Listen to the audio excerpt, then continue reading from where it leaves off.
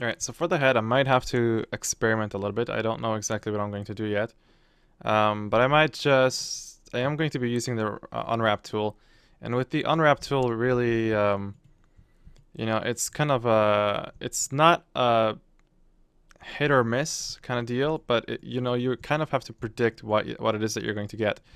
And of course, the simpler the shape, the easier to unwrap. So if I have something cylindrical, things are going to be simpler for me. Now, I look at this object, and what do I see cylindrical? Well, his neck is somewhat cylindrical. So I probably want to separate the neck away from the rest of the face. Now, of course, the closer I move it to the end here, like that, the better. Because then I have less stretching for this tool to work with. Alright, so the head, that portion can move back, and we're just going to cut that out. Move that back, and of course once I get there, what I could do is I could just split right in the middle, unwrap, and get that result. Or of course I could split down here and keep the top. It's your call. In this case, of course, I could just use unwrap again, or rather select UV border, unwrap, and just keep playing around until you get a nice unwrap that you actually don't mind. And this looks pretty good. Alright, so assign a UV map to this. Again, it has to be map 1. Now the reason why my map 1 is not responding right now is because I actually had a crash just a while back. And the property that I changed in system preferences, defaults, map 1 didn't remain after you crash. You have to actually physically close Modo and reopen it for the configuration to be saved. Alright, so I got this, and what I'm probably going to want to do is I'm going to want to separate the inside of the mouth. So let's do that. I'm just going to click over here, and let's see what we get now.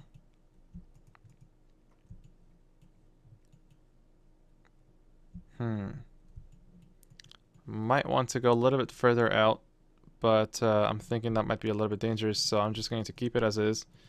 I'm going to cut this inside of the mouth out,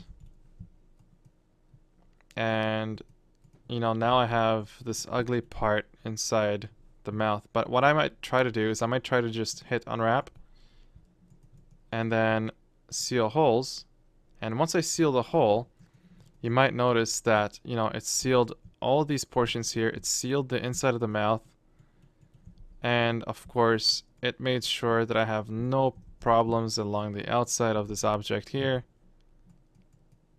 Everything looks nice and clean. The nostrils are more or less okay, but I might have to fix them up a little bit.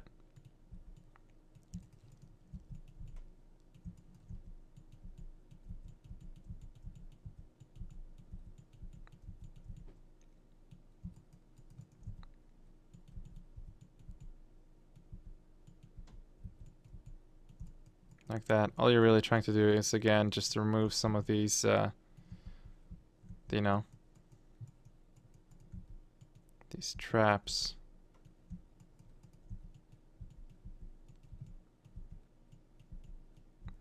They're pretty much done, this DVD, actually.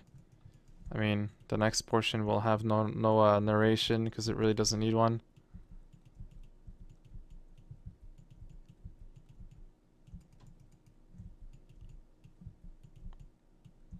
I mean, the last chapter is really more or less a bonus chapter, because it puts everything that we've learned so far into one example video.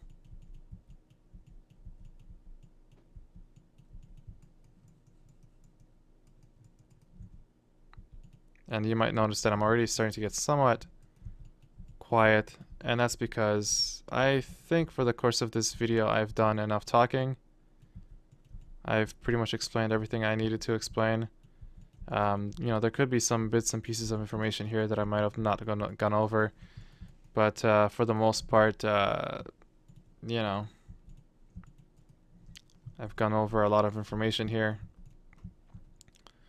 And you know, what do we do, for example, when we have a case like this where we have too much, you know, where we have too much of a spread here? Well, you know, the only thing you could really do is perhaps try to scale this up. So what you could do, for example, is you could use the fall off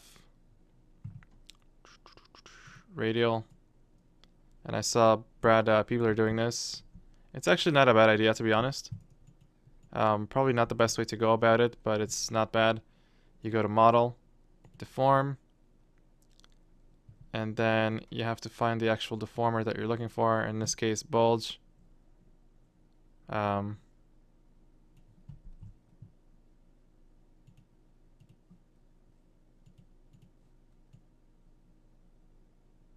Is it ignoring my...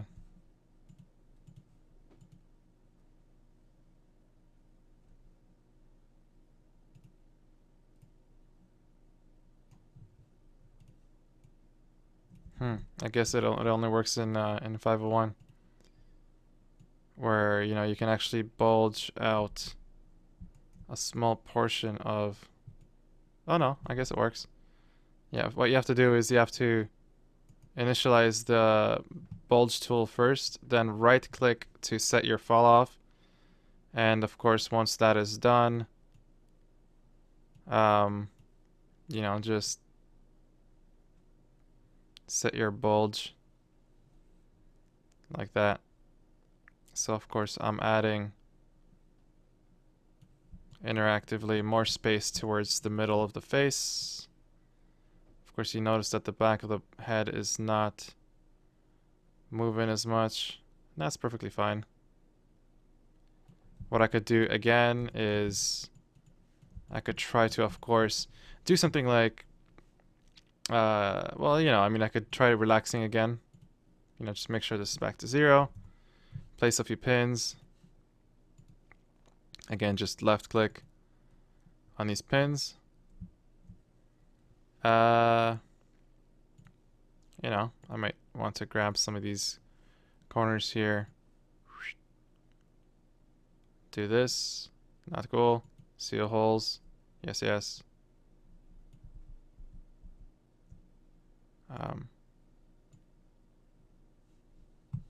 Not really sure what's going on there, to be honest.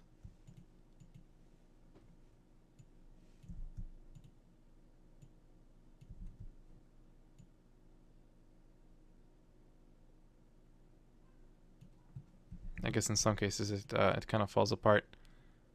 Like, I don't know if it was because I had the fall off on. Doesn't seem like I have any fall off on right now. Anyhow, I honestly think this is kind of, it really is good enough. You know, one thing that you might want to experiment with is perhaps making a longer cut along, you know, this side of the face, maybe a little bit more along here, and this might give you a little bit more extra data towards the middle. So, you know, let's try, you know, doing that. And of course, it also added a hole towards the back of the head. Not exactly what I was looking for, but this might be.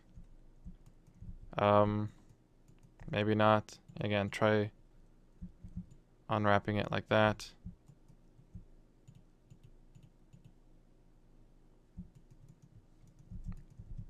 And really, you just have to keep trying until you get a overall cleaner cut.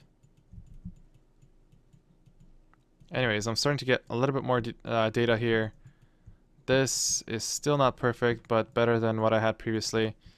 And if I, for example, just once again, if I go to model, I go down to bulge, and you know, I bulge things up this way, I might be able to add, you know, the data that I'm looking for. Now in this case, if you're ever, wanting to not affect, for example, the bottom of the face, well, all you need to do is you just select whatever it is that you're looking for. You make sure that you select that portion of the face first.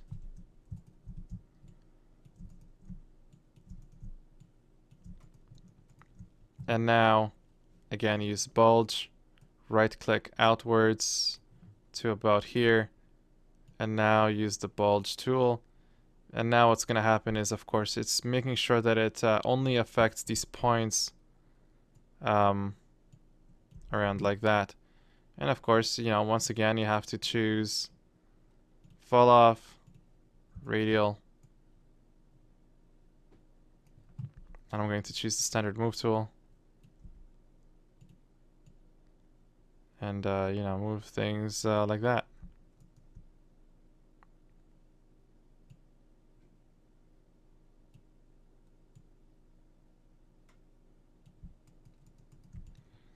Now, the next thing to do for me, of course, is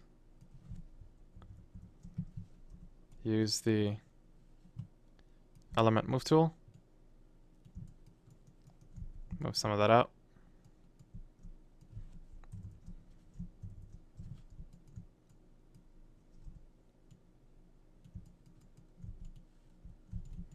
And this is a lot better than what I had previously. So yeah, what I'm going to do now is I'm just going to cut this back in to the rest of the head.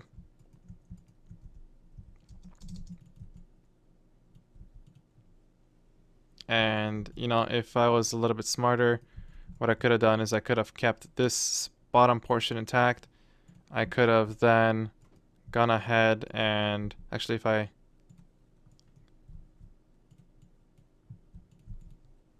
snap the vertices over there. Anyways, if this model was all intact, what I could have done really is I could have gone ahead and merged or sewn these edges here all together and have a much more seamless bottom of the head. But if I was going to paint this, it would all be perfectly. I would basically just use 3D painting on this anyway, so it doesn't really matter all that much. So what I'm going to want to do now is select this entire model, cut all the pieces,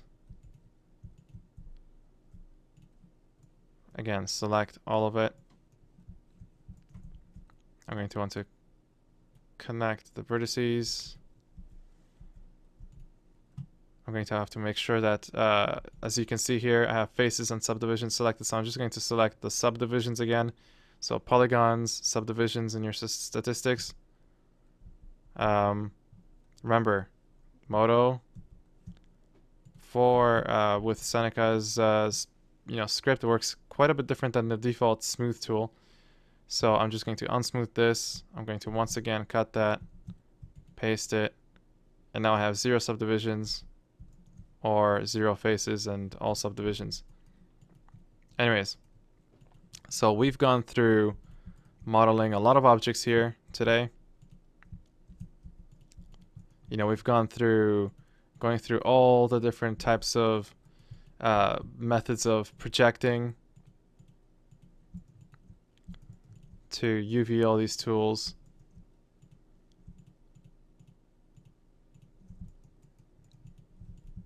We've gone through small baby steps, a lot of notes, a lot of objects, a lot of different scenarios. We've gone through how to use the atlas tool, the planar, the spherical mapping, the cylindrical, the unwrapping, the peelers.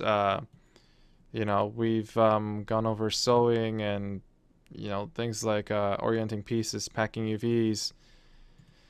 Just generally ideas of how to approach a character, how to decide what to cut off, when to symmetrize, what to do there.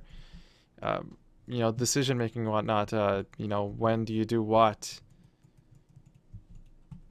We've gone through all that, and hopefully you've learned a lot of things. I really hope so.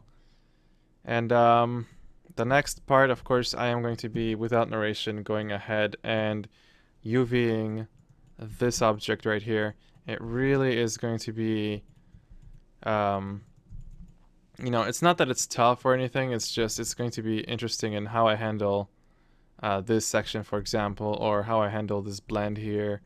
I might you know, detach this area altogether. Of course, I have to look at what's going on here. You know, as far as the bolts go, I might just have to delete all the other bolts. I might just unwrap one, instance the rest of them. You know, just do that kind of thing. And of course, this bolt here is really no different than this. So what I might do in the end is I might just unwrap only this bolt here, delete all these, grab the top section from here, you know, paste it around here, and call it a day. And of course, for the bottom, mirror this over, bring in the bottom edges, move them in slightly just so that it seems like there's, you know, a different amount of the bolt over there. And really, it's, you know, I didn't really do it correctly there, but that's okay. And yeah, so once this video is over, you know, this DVD will be pretty much done. So thanks, and you know, good luck.